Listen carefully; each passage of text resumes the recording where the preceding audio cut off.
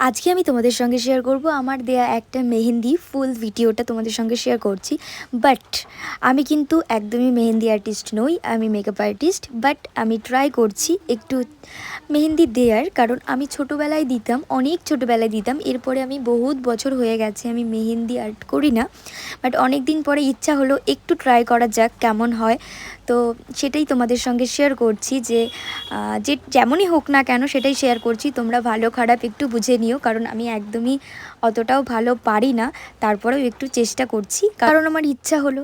আর ইচ্ছার দাম তো দিতেই হয়, কারণ আমার যখন যা ইচ্ছা হয় আমি সেটাই করি, করে ফেলি, করে ফেলাটাই উচিত আমি মনে করি। কারণ যার যখন যেটা ইচ্ছা হবে সেটাই করা উচিত, কারণ সেইটা আর সেই সময়টা আর সেই ইচ্ছাটাও কখনো আর আসে না।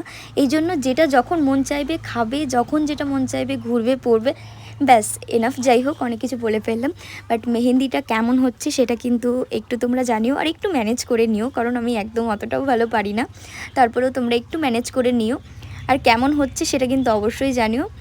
আমার কাছে মোটামুটি লেগেছে, মনে হলো যে আরও বেটার হতে পারতো, কিন্তু এটাতেই করে আমি হাঁপিয়ে উঠছিলাম, কারণ বহুত জনম হয়ে গেছে আমি মেহেন্দি করি না। না হলেও 3-4 বছর পরে আমি নিজের হাতেও পড়তাম না, কারোর হাতে পড়াতামও না, এই পড়ালাম। তো কেমন হয়েছে অবশ্যই তোমরা জানিও। তো চলো আজকের জন্য টাটা।